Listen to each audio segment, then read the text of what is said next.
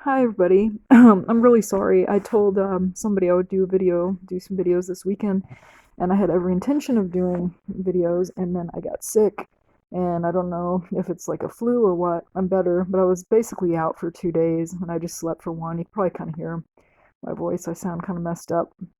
It's funny because I came to work today. My best friend works with me here part time, where I work full time, and he came in, and I said, "Yeah, the 3 day weekend was ruined." As usual, something happened and I got sick. And he said, "Me too." And he said, "I was out for a couple days." And he said he just slept. And I said, "I did too." And he said his head hurt. And I said, "Mine did too." And he said he just laid there like one day and just had all these aches in his head. I said, "Me too." Or he couldn't even sleep anymore because we both slept like 20 hours. And he said, "Well, you know how I got rid of the headache?" And we both looked at each other, said, "Coffee." Because I did have like 2 cups of coffee before I went to bed last night, and that did seem to help me. So I don't know if all of the headache, I mean, I did have something wrong, but if all the headache was just from maybe not having caffeine, that should tell you how good caffeine is for you. But anyway, I apologize. And I do have some things I want to do. Saturday just didn't really turn out the way I wanted to. I was planning on like, oh, Sunday I'll kind of catch up and do some stuff, and it just didn't happen. So I'm trying to get this out a little bit before I go to bed. And so I was trying to think of like a story, and I thought of something tonight that I hadn't thought of in a long time. About it's been over 20 years now. This has been 22 years ago. Me and at the time, my 2 best friends and this other girl that I don't really care for all went and saw a taping of Jerry Springer. And I don't know like what brought this on. I was just thinking of the past and how much fun it was and how exciting it was. And I don't even know if he's still on the air anymore. And when I was a teenager, I just ate that shit up. I just loved it. I had some friends and they had a record store in this like little town that my dad lived in. And my friend told me about it. She said there was like an episode called My Dinner from Hell, and they ended up replaying it later, but it was like Thanksgiving or something, and all these people had slept with this guy, and they said, I remember they asked, they're like, "Did anybody enjoy it?" And like one old lady raised her hand. It was pretty funny, but there was a fat woman on there and some white trash, and they threw food at each other, and that was the first time I ever really watched it. And my aunt growing up loved um, talk shows. Sorry, I'm still kind of out of it, but she watched Geraldo and Sally Jesse, and I got into Sally a little later because I worked graveyard shift when I was younger, and I'd get off, and that would be like the only thing. But God, it would just piss you off. There'd be these kids, and they had to go to boot camp, and they were just the meanest shits on the planet. And so that was mostly what was on Sally. And then me and my friend, we used to watch Ricky Lake a lot too. Their show was kind of fun. And but the Jerry Springer thing, I used to live in Rockford, Illinois. That's where I grew up, and a lot of people hate Rockford. It's always on these lists of the top worst places to live. And I don't know, maybe because I grew up there, I have fond memories of Rockford, even though I don't have very many friends that still live there. There's a few people I still know that live there, and I don't see them all that often or really talk to them. And it's changed. It's not like what it was, but there's always like, I don't know. I think there's kind of fun things to do around that area. There's just kind of a different feel, excuse me, than down south. But it's funny because somebody asked me that the other day. Well, like, what do you miss about it? And because I said I missed it, and it's like I don't know. I think I just miss the memories of living there. But so because when I was a kid, it was fun. You're a kid, you don't really know. You can be happy anywhere, I think. And so me and my friends would call in every day, and this was like at the height of Jerry's popularity. It was really hard to get tickets, and we called, and finally we got a hold of them because Rockford's only like 2 hours, less than 2 hours. It usually takes 2 hours because of road work. Every time I'm up there, there's like some kind of road work, so an hour and a half to 2 hour drive. So it's not far at all, really. And so we drove, and I was so excited, and me and my friends, yeah, we did some stuff before we went and felt pretty happy. And it was so cold though, and I remember parking was so expensive. This was like in 1998. So in 1998, um, it was like $16 to park, and I don't remember how long we were allowed to park, but it was cold and it was so windy. We went in November, And I actually wrote about it in my journal. I dig it out sometime and I actually read the passages like when I actually went. So I'm trying to do this on memory, but it was a lot of fun. And of course, I forgot my camera in the car, and they did have it where you could take pictures. And this, for anybody that doesn't know, is before the days where everybody had a camera on their phone. So me and my friends went, and we actually it was pretty neat because they you don't get to seat yourself; they seat you, and they told everybody to pair up. So me and my best friend we paired up, and then my other best friend paired up with the other girl, and then they were like, "Well, you two, you go in the front."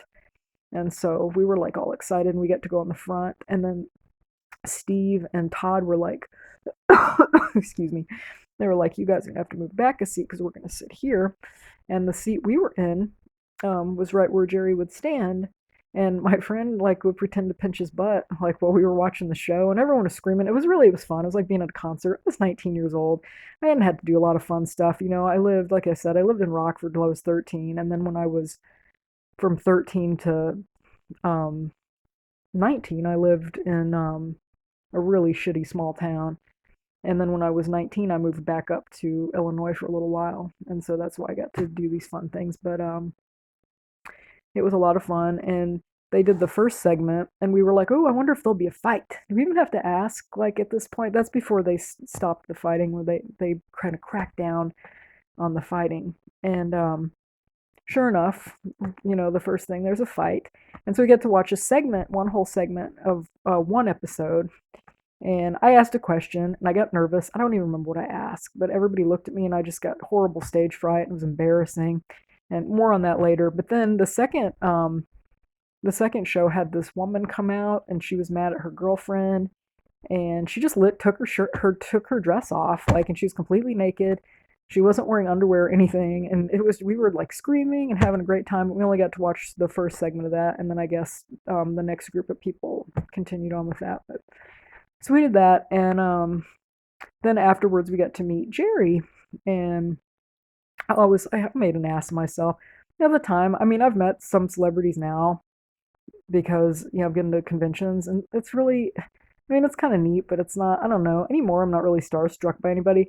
The only people I would really be starstruck by, I think, would be Pee Wee Herman and Drew Barrymore, just because like Pee Wee I've always loved, and Pee Wee's Big Adventure is my favorite movie of all time, and maybe I'll talk about that some other time. But and Drew Barrymore, I grew up watching her movies, and she's just a few years older than me, and so I always kind of felt like she was the sister or the friend I always wanted to have that I didn't have.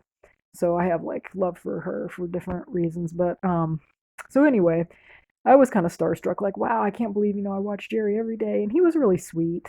And I told him I loved him and I gave him a hug. And I didn't have a way to take a picture because I left the camera in the car.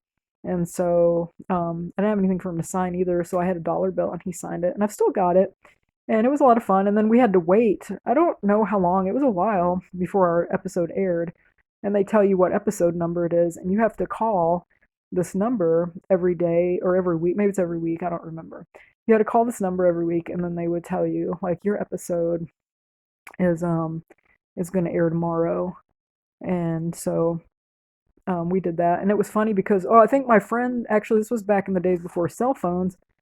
And so my friend mother got mad at her because she's living with her mother because she was calling long distance a whole bunch because Rockford to Chicago was long distance. And so she got pissed off. So one week she didn't call her. And I had a neighbor, Jim. He was a nice guy. And I don't know if I ever talked about Jim before.